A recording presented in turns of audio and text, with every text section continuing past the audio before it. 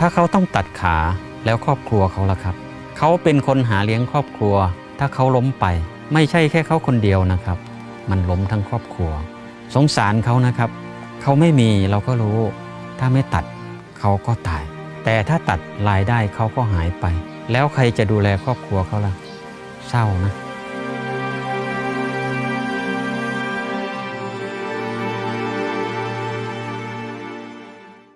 ผมได้ไปเรียนเกี่ยวกับสมุนไพรไทยมาพอรู้ว่าสมุนไพรไทยแต่ละตัวมีดียังไงและมีสรรพคุณยังไงบ้างยิ่งได้มาเห็นผู้เฒ่าผู้แก่และก็คนหนุ่มคนสาวโดนตัดขาแต่ไม่มีหนทางที่จะรักษาทั้งตัวเองและครอบครัวเราเลยอยากช่วยเขา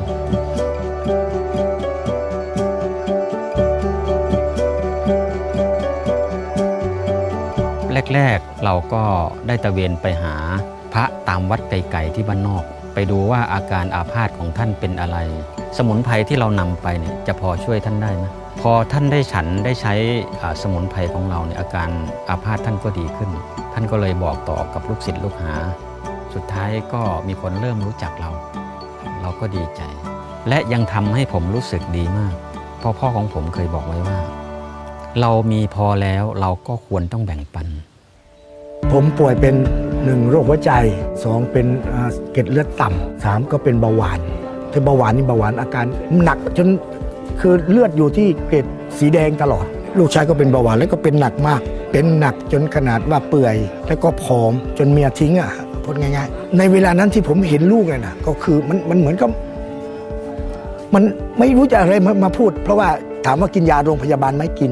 แต่ในสภาพแบบนี้นะถือว่าโอ้โหอย่างแรงเลยเขากินอยู่ได้แค่3วันนะเขาก็มาบอกว่าแผลมันหายมันแห้งวันแรกวันที่2นี่น้องมันไหลออกแล้วก็มาเริ่มแห้งแต่ส่วนตัวเขาน่ะมีแรงมากขึ้นผมก็เลยว่าโอ้ลูกกินได้ผมก็ต้องกินได้ผมก็เลยเอามากินด้วยไง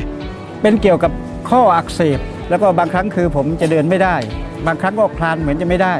ก็หลังจากที่รับประทานไปได้7วันอาการที่ปวดเมื่อยต่างๆก็เริ่มบรรเทาแล้วก็ดีขึ้นมาเรื่อยๆถ้าผมให้ติดดาวคือผมคิดว่าระดับโลกก็ว่าได้นะครับจากที่ว่าคือผมหมดสภาพแล้วจากที่เดินไม่ได้แล้วเหมือนหนึ่งว่าคือคืนชีวิตใหม่ให้กับผมก็ขอบคุณท่านพยนต์ภูมิเย็นมากๆครับสบายดีเฮาเองชื่ออาจารย์เจ้าลีเนื่องจากสุขภาพของเฮามันเป็นโรคเกี่ยวกับมดลูกนี่แม่นเจ็บถึงขั้นที่ว่าหุ่นแหงสุดย่างบ่ได้ก้มกวดเหือนบ่ได้ก็เลยเอาสมุนไพรมากินและภายหลังสมุนไพรนี้เฮ็ดให้ตัวเองมีการปรับกันเปลี่ยนยังบ่เชื่ออยากจะขอไปให้อีกคนหลายๆคนกินสุดท้ายเพิ่นบอกว่าสมุนไพรตัวนี้เฮ็ดให้เพิ่นเปลี่ยนชีวิตขึ้นมาเรื่องภูมิใจในสุดว่าแต่อยู่เฮือนซื่อๆซุมื้อนี่มาก่อนสิมานี่นะเพิ่นโทรเอาแล้ว5คนนะทางเดียวนี้ยังส่งไปไม่กล้าอีกเด้อ